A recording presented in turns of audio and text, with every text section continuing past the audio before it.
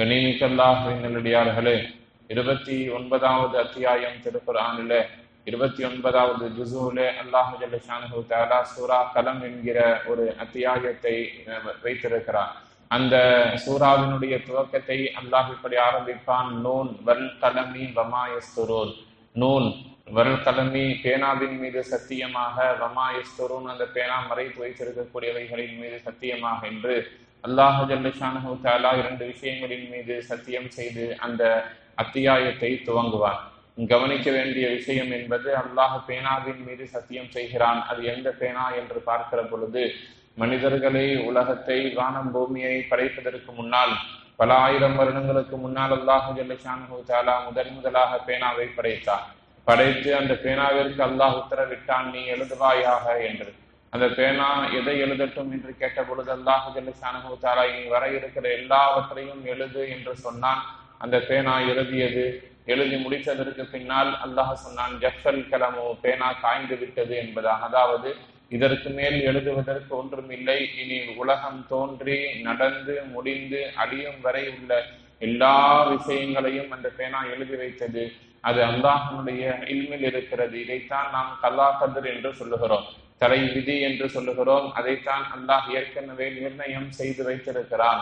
இதில் எந்த ஒரு மாற்றமும் மனிதர்களுக்கு இருந்துவிடப் போவதில்லை. இதை ஈமான் கொள்ளுவதும் கூட இஸ்லாத்தின் ஈமானின் ஒரு அடிப்படையாக இருக்கிறது. ஒரு முஃமின் இதை நம்ப வேண்டும். அல்லாஹ் நமக்கான கலா கதிரை ஏற்கனவே ஏற்படுத்தி இருக்கிறான். அதன்படிதான் நாம் வாழ்ந்து கொண்டிருக்கிறோம் என்பதை நாம் நம்பியாக வேண்டும். இதை நம்புவதில் நமக்கு அப்படி என்ன இருந்துவிடப் போகிறது என்று பார்க்கிற பொழுது, ஒரு மனிதனுக்கு தலா கதிரின் மீது நம்பிக்கை வந்துவிட்டது என்று சொன்னால் ஈமானுடைய விஷயத்தில் அவனுக்கு எந்த விதமான குறைபாடும் இருக்காது. எந்த ஒரு லாபம் வந்தாலும், எந்த ஒரு சந்தோஷம் வந்தாலும் அவனுக்கு அது ஒரு பெரிய ஆற்றலாக, சந்தோஷமாக தெரியாது. காரணம், என்னுடைய ரப்பு எனக்கு இதை கொடுக்க வேண்டும் என்று நிர்ணயம் செய்திருக்கிறான். இது என்னுடைய கலா கதிரில் இருப்பது, இதை நான் ஏற்றுக்கொள்ளுகிறேன் என்கிற மனநிலை வந்துடும். திடீரென பெரிய ஒரு நஷ்டம் வருகிறது, சோதனை வருகிறது என்றாலும் கூட இது அல்லாஹுடைய நாட்டத்தால் வருகிறது, இறைவன் எனக்கு கொடுத்திருக்கிற சோதனை, இதை நான் ஏற்றுக்கொள்ளுகிறேன் என்கிற மனோபக்குவம் அந்த மனிதனுக்கு வந்துவிடும். எப்பொழுது வரும்னா, கல்லா கதிரின் மீதான நம்பிக்கை இருக்கும் பொழுதுதான் வரும்.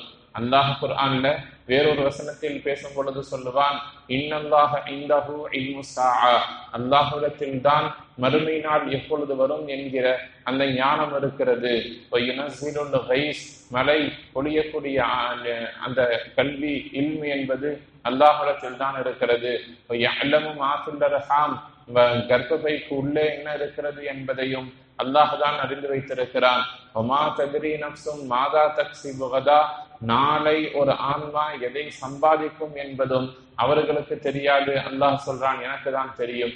வமா தத்ரி நஃப்சும் பிஅய்யி அர்லின் தமூத், ஒரு ஆன்மா எங்கே மரணிக்கும் என்பது அவர்களுக்கு தெரியாது, அதுவும் எனக்கு தான் தெரியும் என்று அல்லாஹ் 5 விஷயங்களை சொல்லி அந்த 5ம் எனக்கு மட்டுமே தெரிந்த விஷயம் என்று சொல்லுகிறான்.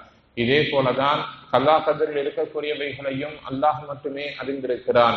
இந்த விஷயங்களை எல்லாம் நாம் வரிசையாக பார்க்கிறோம். இன்னல்லாஹ் இன்தஹு இல்மு ஸாஅ, மறுமையினுடைய ஞானம் அல்லாஹ்விடத்தில் தான் இருக்கிறது. நபி ஸல்லல்லாஹு அலைஹி வஸல்லம் அவர்களிடத்திலே ஜிப்ரீல் அலைஹிஸ்ஸலாத்து வஸ்ஸலாம் அவர்கள் மனித உருவத்தில் வந்து பேசி ஒரு சில விஷயங்களை சொல்லித் தருகிற பொழுது கேட்பார்கள், மறுமை நாள் எப்பொழுது வரும் என்பதா? அதற்கு நபி ஸல்லல்லாஹு அலைஹி வஸல்லம் அவர்கள் சொல்லுவார்கள், அதற்கான ஞானம் அல்லாஹ்விடத்தில் இருக்கிறது, கேட்கக்கூடியவர் கேட்கப்படுபவரை விட ஞானம் உள்ளவராக இருக்கிறார் என்று சொல்லி ஒரு சில மறுமைக்கான அடையாளங்களை சொல்லுவார்கள் என்று ஹதீஸில் நாம் பார்க்கிறோம். நிறைய அடையாளங்கள், கியாமத் வருகிறது, உலகம் அழிய இருக்கிறது என்பது தொடர்பாக அல்லாஹு ஜல்ல ஷானஹு தஆலா நிறைய அடையாளங்களை நமக்கு சொல்லி தந்திருக்கிறான். நபி ஸல்லல்லாஹு அலைஹி வஸல்லம் அவர்களும் சொல்லி தந்திருக்கிறார்கள். யுனஸிலுல் கைஸ், அல்லாஹ் சொல்லுகிறான் இந்த வசனத்துல, இரண்டாவதாக யுனஸிலுல் கைஸ், மழை பொழியக்கூடிய அந்த ஞானம் என்பது அல்லாஹ்விற்கு தான் தெரியும். நாம் பார்க்கிறோம், சமகாலங்களில் செய்தித்தாள்களில் அல்லது செய்தி சேனல்களின் வழியாக இந்த மாவட்டங்களில் இவ்வளவு மழை பெய்யும் என்று அறிவிப்பு செய்யப்படுகிறது. இந்த விஷயம் இந்த ஆயத்திற்கு முரண்பட்டதான் கேட்டா, மனிதர்கள் செய்யக்கூடிய எல்லா அறிவிப்புகளும் உண்மையாகி விடுவதில்லை.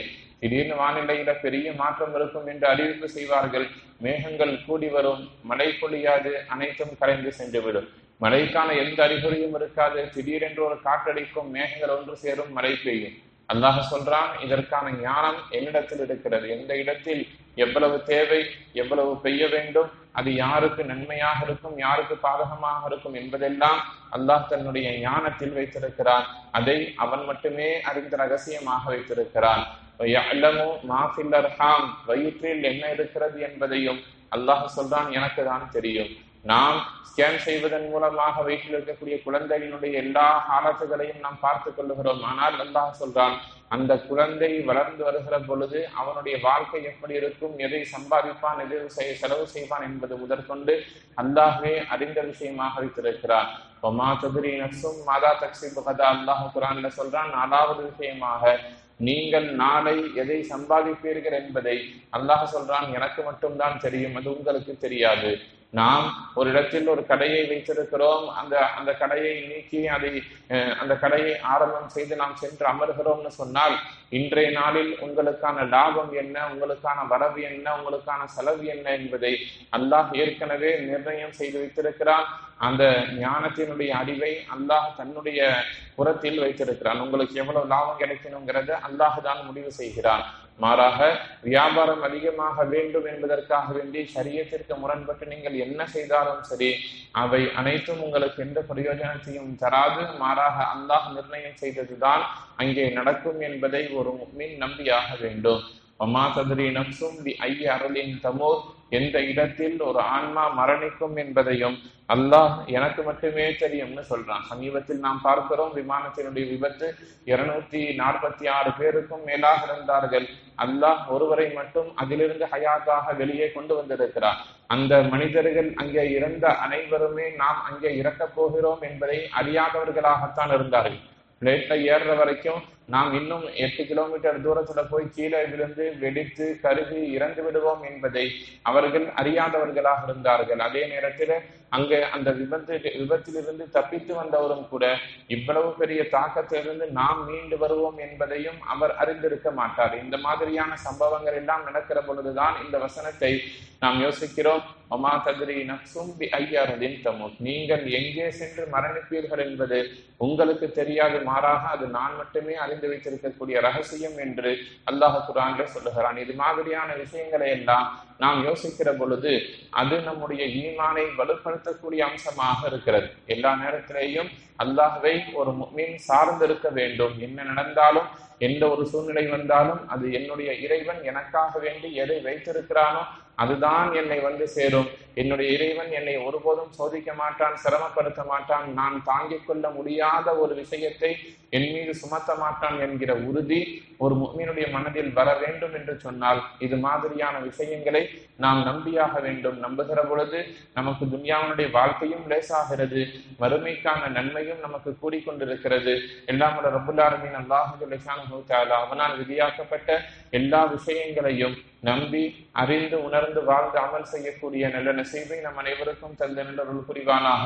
எல்லாம் ரப்புல் ஆலமீன் அல்லாஹ் ஜல்ல ஷானுஹு தஆலா நம்மையும் நாம் தொழுத இந்த சுபஹனுடைய தொழுகையையும் நம்மிடத்திலிருந்து பரிபூர்ணமாக கபூல் செய்வானாக. நாம் தொழுத இந்த சுப தொழுகையின் பரக்கத்தால் இன்றைய தினம் மீதம் இருக்கக்கூடிய 4 வேளை பரந்தான தொழுகைகளை இமாம் ஜமாத்தோடு உடல் ஆரோக்கியத்தோடு ஆபியத்தோடு மன நிம்மதியோடு நின்று தொழுகக்கூடிய பாக்கியத்தை அல்லாஹ் நம் அனைவருக்கும் தந்து நல்லருள் புரிவானாக. வாழும் காலம் எல்லாம் லா இலாஹ இல்லல்லாஹ் முஹம்மதுர் ரசூலுல்லாஹ் என்கிற கலிமாவோடு வாழ்ந்து மரணிக்கிற நல்ல நசீபையும், கடன் இல்லாமல் வாழ்ந்து மரணிக்கிற நல்ல நசீபையும், ஈமானோடு நம்முடைய சொல்லால் செயலால் பிறருக்கு எந்த விதத்திலேயும் இடையூறு தராமல் வாழ்ந்து மரணிக்கிற நல்ல நசீபையும் அல்லாஹ் ஜல்ல ஷானுஹு தஆலா நம் அனைவருக்கும் தந்து நல்லருள் புரிவானாக. இன்றைய நாளில் நாம் மேற்கொள்ள இருக்கிற எல்லா விதமான வியாபாரங்கள், விவசாயங்கள், பொருட்கள் வாங்கல் அனைத்திலேயும் அல்லாஹ் நிரப்பமான கைரையும் பரக்கத்தையும் தந்து நல்லருள் புரிவானாக. ஆமீன் ஆமீன் யா ரப்பல் ஆலமீன்.